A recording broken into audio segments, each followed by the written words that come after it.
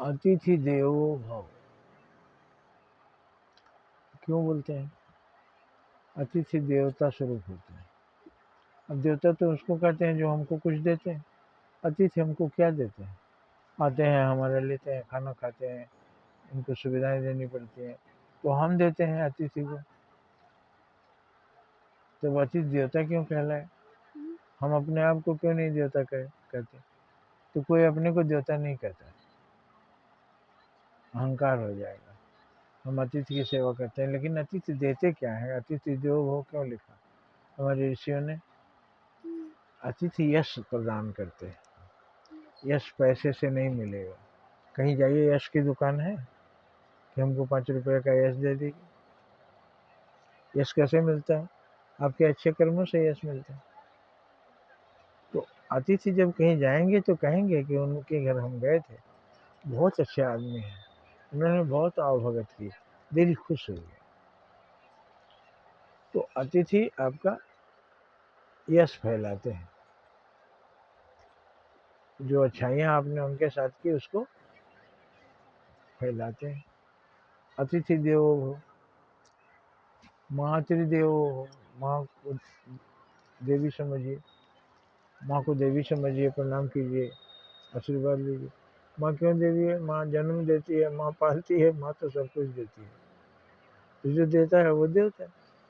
कहाँ गलत लिखा हुआ? पितृदेवो भव, पिता देवता के समान होते हैं। देवता के साथ हम क्या करते हैं? उनका आदर करते हैं, प्रणाम करते हैं, सम्मान करते हैं। तो पितृदेव आपके पालन पोषण में, आपको यहाँ तक पहुँचाने में पिता का भी योगदान है। माँ जन्म देती है, पहली टीचर है, कुछ कुछ सिखाती है, फिर पिता उंगली पकड़कर बाहर ले जाता है, बाहर बहुत कुछ सिखाता है, फिर सारी दुनिया की सामग्री सिखाने के लिए गुरु के पास ले जाता है।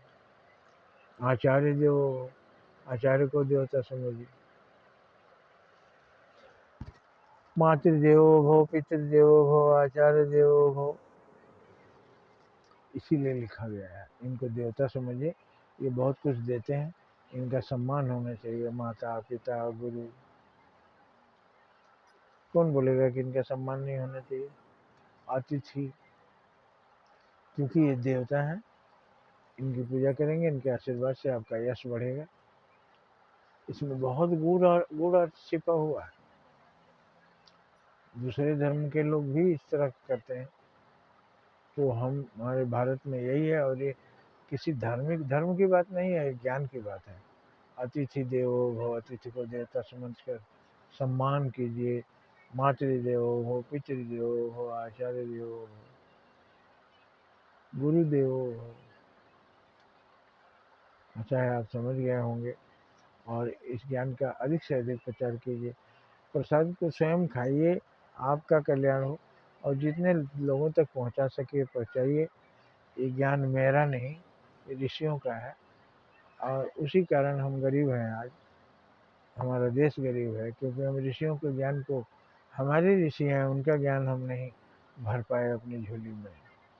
तो अभी आप उनके ज्ञान को प्रसार कीजिए, चारों ओर ये ज्ञान फैल जाए, और गुरु का, आचार्य का, अतिथि का, माँ का, पिता का, सबका आदर होने लगे। तब भारत भारत कहलाएगा, विश्व गुरु कहलाएगा।